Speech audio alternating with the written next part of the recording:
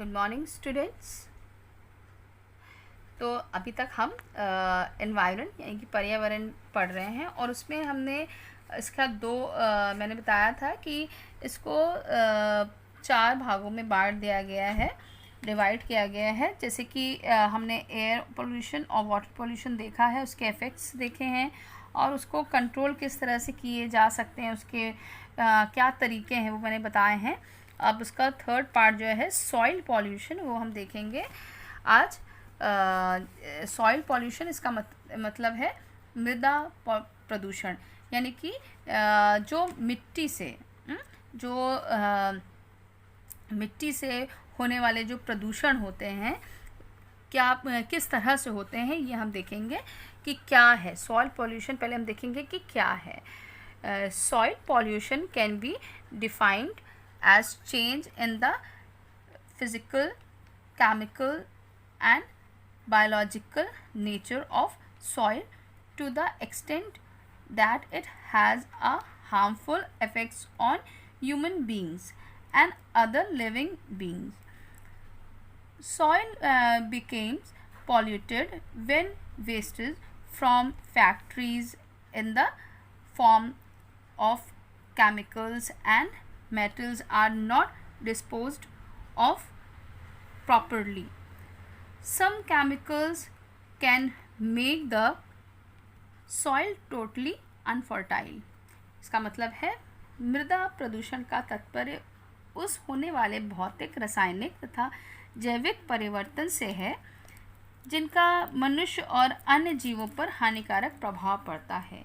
यानी कि मिट्टी से संबंधित प्रदूषण, मृदा प्रदूषण जो होता है, उसका तात्पर्य उसको इससे किया गया है कि जो भी भौतिक, रासायनिक, जैविक यानी कि फिजिकली, केमिकल और बायोलॉजिकल नेचर जो है, उसमें जो भी परिवर्तन हो रहा है उससे किया जा रहा है और जिनका मनुष्य और उन अन्य जीवों पर भी इसका हानिकारक प्रभाव जो है पड़ रहा है। यानी कि इस जो मृदा प्रदूषण है उनसे जो ये भौतिक, रासायनिक और ये जो परिवर्तन हो रहे हैं, मतलब कि जो अच्छा परिवर्तन नहीं है, इसी की वजह से ना मनुष्यों पर इसका खराब प्रभाव, हानिकारक प्रभाव पड़ रहा है और केवल मनुष्यों पर ही नहीं बल्कि अन्य जीवों पर भी इसका हानिकारक प्रभाव पड़ रहा है। अब मृदा प्रदूषण जो है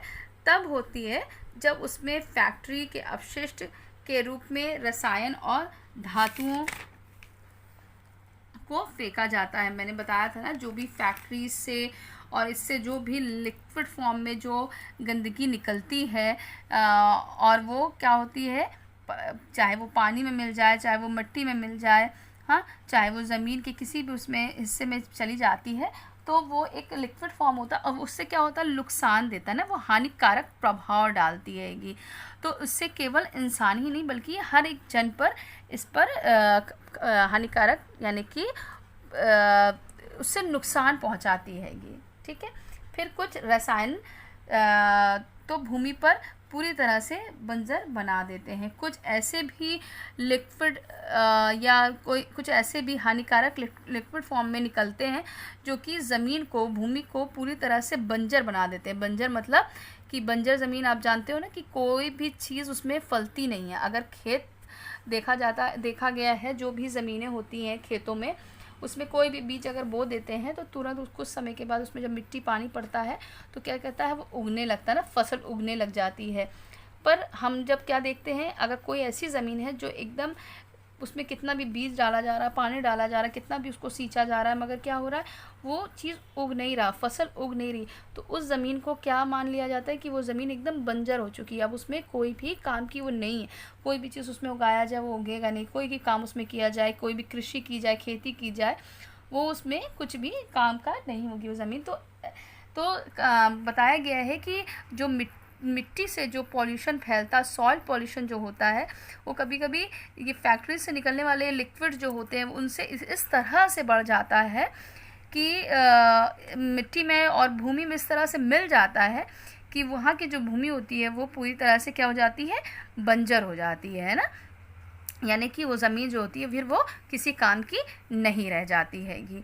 फिर उसके बाद अब हम देख रहे हैं कि किस तरह से इफ़ेक्ट्स ऑफ सॉइल पॉल्यूशन, यानी कि किस तरह से जो सॉइल पॉल्यूशन है यानी कि मृदा प्रदूषण जो है वो किस तरह से हमें इफ़ेक्ट कर रहा हैगा। तो हमने देखा कि कि effect of soil pollution, you have real that in proper disposal of domestic waste, defecating, urinating and spitting in the open are all sources of spread of disease, germs and worms into the soil. You also know that when we walk barefoot on the soil, these germs enter into our body and eventually make us sick. Very often industrial and agricultural waste leave harmful chemicals in the soil. Plants and vegetables grown in such soil absorb these chemicals. Animals and human beings who consume these plants may fall ill. यानी कि जो भी क्या बताया गया है इसमें, किस तरह से हम पर अफेक्ट प्रभाव डाल रहा हैगा। आपने पढ़ा है कि घरों आदि से निकलने वाले जो अपशिष्ट हैं या शौच हैं या खुले में थूकना, ये सब जो है ये मृदा प्रदूषण यानी कि रोगाणु जो भी इससे रोगाणु जो पैदा होते हैं उनको ये फैलाते हैं और एक ये साधन है। हाँ, मृदा यानी कि मिट्टी प्रदूषण, जो मिट्टी से संबंधित प्रदूषण होते हैं वो किस तरह से हम पर प्रभाव डालते हैं। सबसे पहले हमने क्या देख रहे हैं हम कि घरों से जो भी निकलता अपशिष्ट है, यानी कि घर में क्या आपने देखा है हमारे घरों में नालियाँ होती हैं, हाँ, जिससे हमारे घर के जो नहाने का पानी है या बर्तन साफ़ करने का पानी, जो भी हमारे घरों से जो गंदा पानी निकलता है वो अपशिष्ट है। या आपने देखा होगा शौच वगैरह आपने देखा होगा ज़्यादातर बाहर भी मैदान में या बाहर आजकल बाहर बाज़ारों में मार्केट्स में भी बने होते हैं। और उसके बाद खुले में थूकना, हाँ, हमारे यहाँ पर देखा गया है कि जब भी थूकना होता है इंसान को तो कहीं भी इंसान थूक देता है। ये नहीं देखता कि कौन सी जगह है, साफ़ सुथरी जगह है, रोड है या कहीं बाज़ार, हम कहीं भी थूक देते हैं ना।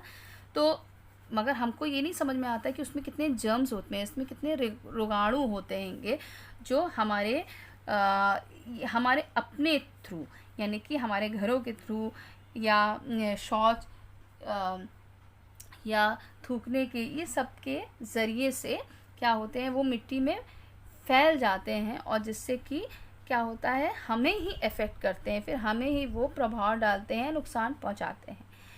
आप ये भी जानते हैं कि जब हम नंगे पांव मिट्टी में चलते हैं तो उस मिट्टी में उपस्थित जीवाणु तथा कीटाणु हमारे शरीर में प्रवेश कर जाते हैं और हमें बीमार कर देते हैं। आपने देखा होगा कि जब भी कोई भी बच्चा या घर में आपने देखा होगा जब नंगे पैर कोई भी चलता है तो मम्मी पापा लोग तुरंत टोकते हैं ना, बोलते हैं कि चप्पल पहनो बेटा, चप्पल पहनो।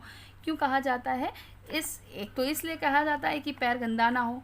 भाई कहीं भी इंसान जाएगा, मिट्टी वाली जगह जाएगा, पैर में मिट्टी लगेगी, फिर बिस्तर में लगे तो मतलब पैर गंदा होगा, उसके वजह से भी बोला जाता है, साफ़ सफाई के लिए भी बोला जाता है। और उस दूसरी तरफ क्या बताया गया है, शायद हम लोग इस चीज़ को नहीं जानते होंगे, पर हम इस चीज़ को आज देख रहे हैं कि नंगे पैर में मिट्टी में चलने से या ज़मीन में चलने से क्या होता है, जो भी कीटाणु होते हैं, जीवाणु जो भी होते हैं, वो पैरों के ज़रिए से क्या करते हैं, आपके शरीर में प्रवेश कर जाते हैं, यानी कि आपके शरीर में आ जाते हैं और आपके शरीर में आकर आपको बहुत तरह की बीमारियां जो हैं वो उससे पैदा हो सकती है या पैदा हो जाती है। कि कई बार औद्योगिक तथा कृषि अपशिष्ट मिट्टी में मिलकर उसे प्रदूषित कर देते हैं।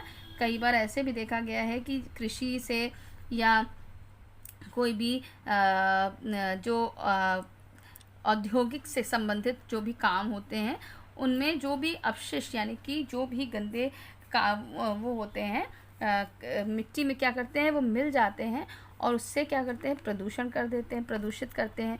और इस प्रदूषित मिट्टी में फल और सब्जियां उगाई जाती हैं। तो इन हानिकारक रसायनों को अपने में अवशेषित कर लेते हैं। यानी कि जो भी कृषि से मैंने बताया जो भी औद्योगिकी की जो भी फैक्ट्रीज़ या मिलों में काम होता है उसके जो लिक्विड फॉर्म में जो गंदगियाँ निकलती हैं, अपशिष्ट निकलते हैं, वो मिट्टी में मिल जाते हैं। और फिर उसके बाद वही मिट्टी में क्या किया जाता है, जब सब्ज़ी फल या कोई भी अनाज जो हम लोग खाते हैं, जो हम लोग की ज़रूरत की चीज़ है, उसको उगाया जाता है। तो भाई जो भी अगर प्रदूषित मिट्टी से कोई भी फल सब्ज़ी या कुछ भी अनाज अगर उगाया जाएगा तो जाहिर सी बात है कि वो सारी सब्जियां फल या ये सारी चीज़ क्या होगी, इफ़ेक्ट हो जाएगी ना, नुकसान करेगी। और जब वो इफ़ेक्ट होंगी, वो गंदी होंगी, तो वो इंसान जब उसको खाएगा तो वो भी बीमार पड़ेगा, वो भी उससे प्रभावित होगा। तो इस तरह से मनुष्य तथा पशु इन फलों और सब्जियों का सेवन करते हैं और बीमार पड़ जाते हैं। क्या देखा हमने कि हम ये सब्जियों को फलों को हम क्या जानवर हों चाहे कोई भी खाएगा तो उससे बीमार पड़ता है, नुकसान करेगा और वो इंसान या कोई भी जन जो है वो जीव जो है वो बीमार पड़ जाएगा। ठीक है, तो बच्चों आज हमने देखा कि मृदा प्रदूषण यानी कि सॉइल पॉल्यूशन क्या है और ये किस तरह से हमें अफेक्ट कर रहा है, केवल हमें ही नहीं बल्कि हर एक जीवों को, जंतुओं को, सबको ये जो मृदा प्रदूषण है वो प्रभावित कर रहा है। तो बच्चों आज के लिए इतना ही। Thank you so much. Have a nice day.